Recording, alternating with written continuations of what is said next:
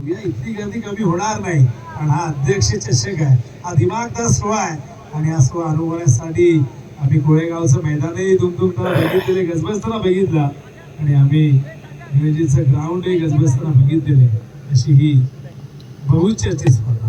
पहिलाच ball second मध्ये पकडला झेल. नवीन फलंदाज आले होते मोदीराम पाटील, आणि त्यांनाही जावं लागेल डगावटच्या दिशेने.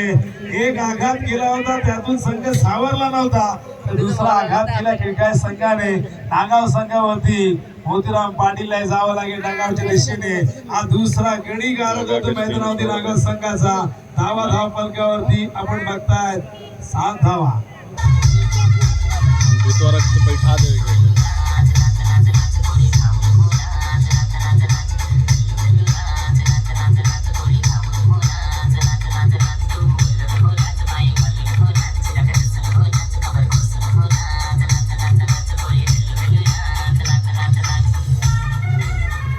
हॅट्रिक साठी महेश गरद याचकडून 2000 रुपये 2 बॉल मध्ये 2 धक्के दिलेले आहेत.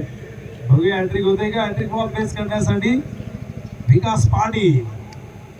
दोन्ही बंधुराज आता खेळपट्टीवरती आहेत. बघूया भाई भाई दोनों तबाही आणि अपील झालं होतं, आणि पंच सांगतायत की इम्पॅक्ट आउटसाइड ऑब्स्टर्व आहे, आणि खूप चांगला डिसिजन पंचांचा आपण बघताय.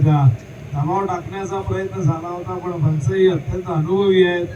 गाडगाडचं पाणी प्यायलेले आहे तिन्ही पंच, ज्यांनी भरपूर क्रिकेट खेळलेले आहे आणि भरपूर स्पर्धांमध्ये त्यांनी अंपायरिंग केलेली आहे. असे कित्येक खोटे अपील त्यांनी फेटाळले देखील. आणि मैदानावरती तिन्ही अंपायर सचिन म्हात्रे, संदीप भाने, रमेश पाटील, कामगिरी सातत्याने एसपी पॅनल करतोय. संदर्भ गावात आहे एसपीचा एसपीचे ग्राउंड आहे, आणि सुभाष पाटील यांच्या पॅनल खाली अनेक अंपायर काम करत आहे. या दरम्यान षटक पहिलं संपन्न झालंय. धावसंख्या धावफलकावरती 9 धावा झालेल्या आहेत. विजयासाठी 72 करायचे आहेत, म्हणजे अजूनही 63 धावा हव्या. फिल्डिंग लावून घ्या, वेळ जास्त घेऊ नका. अंपायरच्या या ठिकाणी सूचना देखील येत आहेत. तसाच सर म्हणाले की 3.5 तासात आपण 4 मॅच कव्हर केले. खरं तर हे फार कठीण काम आहे. बऱ्याचदा या गोष्टी बघायला मिळत नाही. कधी कधी 4 तास होऊन जातात तरी 4 मॅच होत नाही. पण अध्यक्ष चषक मध्ये प्रत्येकाला माहिती आहे इथे टाइमपास करून चालणार नाही. इथे नियमांचं पालन तुम्हाला काटेकोरपणे करावं लागेल. आणि स्पर्धा अर्जुनभाई पाटील यांच्या सन्मानार्थ अध्यक्ष चषक 2026 अत्यंत सुंदर, सुबक, विलोभनीय, लक्षवेधी, आकर्षक, मनमोहक, शिस्तबद्ध आणि पारदर्शक असं आयोजन स्क्रीनवरती बघू शकाल. हे सगळे आमचे लाडके मान्यवर, आमचे नरेश दादा ज्यांनी ही बाईक दिलेली रॉनेन, जिची किंमत खरं तर 1.5 लाखापेक्षा जास्त आहे. काय जबरदस्त आहे बाईक नरेश दादा देतात, तर काहीतरी वेगळे देतात आणि भव्य देतात. त्यांचं वैशिष्ट्य राहिले. नरेश ठाकूर हे नाव नाही, हा तर एक ब्रँड बनत चाललेला आहे सोनारपाडा गावचा. कुठल्याही राजकीय सीमेवर पाठीशी नसतानाही क्रिकेटसाठी त्यांचं हे योगदान अतुलनीय आहे, विश्वसनीय आहे. तर त्यांच्या योगदानाबद्दल आम्ही सगळेजण म्हणजे फक्त कॉमेंटेटर नव्हे, संपूर्ण क्रिकेट विश्व त्यांना सलाम करतो. हो, चांगला चेंडू होता, पायातला लॉक केला लॉंग ऑफच्या दिशेने. फिल्डर नाही पोहोचू शकले, चेंडू पोहोचला सीमारेषेबाहेर चौकात.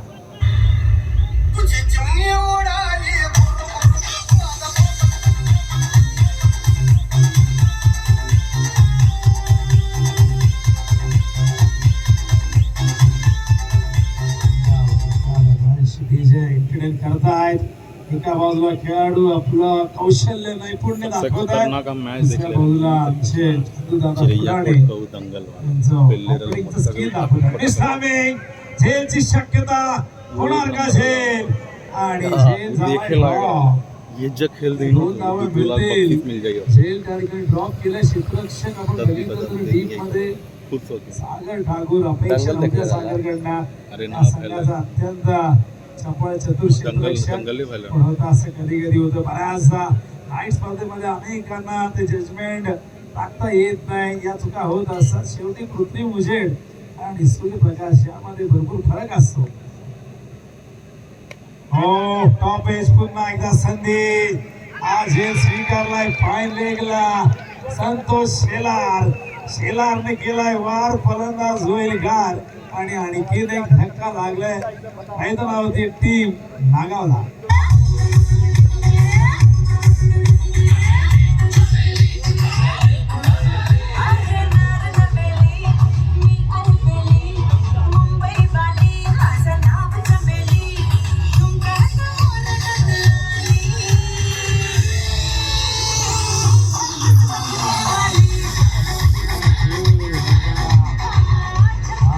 कॅमेरामॅननी शोधून काढलंय खिडकायचा एक असा प्रसिद्ध व्यक्ती डीजे दिलदास. हा वादे कॅमेरामॅन कोणाला आणि बघा शेळ्या बघा हसू बघा अगदी बत्तीशी बाहेर काढलेली आहे.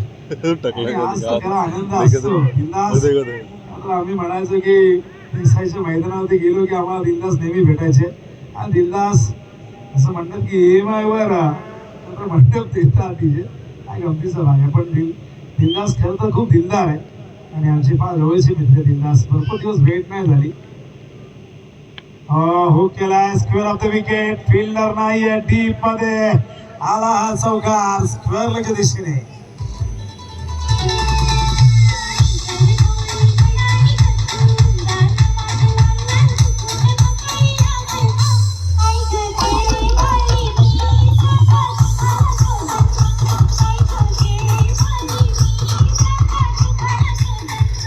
कोणी जावा झाल्या संघर्ष अजूनही सुरू आहे. करावा लागेल संघर्ष मैदानावरती नागावला. अस्तित्वाची लढाई आहे. ही लढाई आहे प्रतिष्ठेची. हो चाललाय लॉंग ऑनला फिल्डर जज करतायत. झेल होईल का आणि झालाय झेल. शक्तीने केलंय ते शक्ती प्रदर्शन. फलंदाज होईल बाद. 1 more विकेट डाव. SB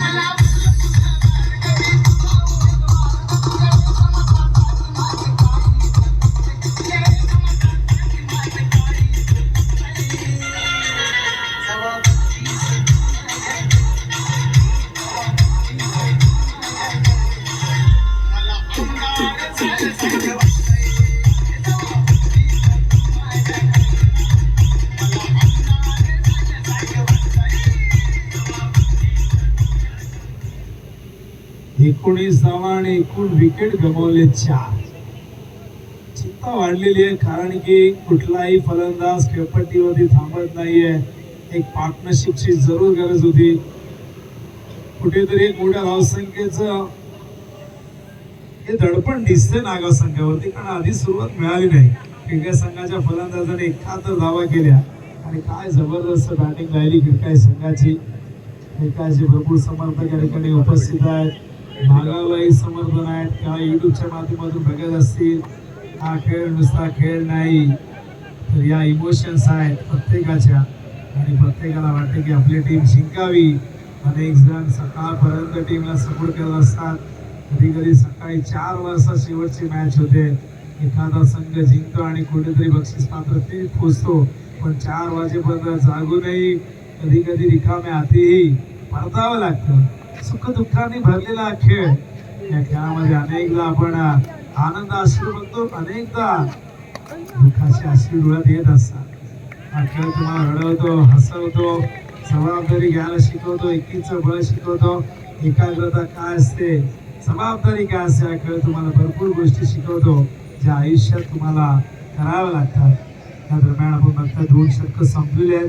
धावपलकावरती एकूण झाल्या त्या 19. ऑपरेटर सुशील सगळे जबाबदारी घेतात. नरेश नाही आहेत आज. नरेश दुसऱ्या ठिकाणी असतील किंवा उद्या येतील. पण सुशील हे चांगलं काम करत आहेत. GTCचा अत्यंत टॅलेंटेड ऑपरेटर म्हणून नरेश कडाकडे आम्ही बघत असतो. जे जयेश कुटारकर देखील नायगरचे चांगलं काम करत आहेत. यंदा सुशीलच्या संपूर्ण टीमने ज्या पद्धतीने मोठमोठ्या स्पर्धा कव्हर केल्या त्या कौतुकास्पद आहे. त्या GTC या वाहिनीने यशाची उंचच्या उंच शिखर कधीच सर केलेली आहे. आणि अनेकदा त्या टीमला आपण चांगली कामगिरी करताना अनेक स्पर्धांमध्ये बघत आलेलो आहे. स्पर्धा भरपूर वाढलेली आहे आणि प्रत्येकाला वाटतं की एखादी स्पर्धा आम्हाला मिळायला पाहिजे. एखाद्या चॅलेंजची श्रीमंती जर तुम्ही कशावर ठरवता तर सबस्क्रायबर किती आहे त्याच्यावरून ती श्रीमंती ठरवली जाते. आणि सबस्क्रायबर कधी वाढतात जेव्हा तुम्ही एखादी मोठी स्पर्धा कव्हर करत असता.